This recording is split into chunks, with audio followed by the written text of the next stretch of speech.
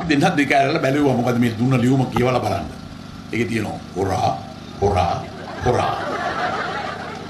තුන් පාරක් හොරා කියලා ලියනවා තුන් පාරද හතර පාරද. ඊට පස්සේ කියනවා මේ හොරා කියන වචනය සාහිත්‍යයේ හොඳ වචනයක් ඉතිහාසයේ ඉඳලා. බලන්න. සිවුරු හොරා කියලා කුරුල්ලට කියනවා. ගිනි හොරා නේ ගිනි හොරා කියලා එකක් ඉන්නවනේ. කුරුල්ලේ ගිනි හොරා. සුදු රෙදි හොරා. ඉතින් මේ හොරා හොරා කියලා මේ කුරුල්ලට කියනවා.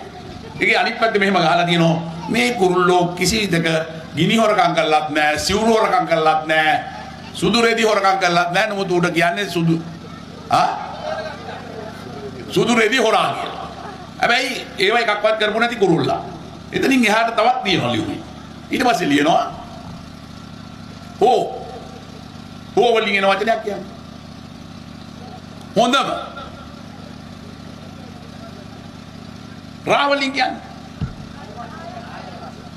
රාජ්‍ය හොඳම රාජ්‍ය නායකයා. ඉතින් ලියනවා මම ලියන්නේ. එතුමා කියනවා හොඳම රාජ්‍ය නායකයා. හරියට ඒක මෑකෝ වගේ. මැතිවරණ කොමසාරිස්. ප්‍රාදේශීය ලේකම්.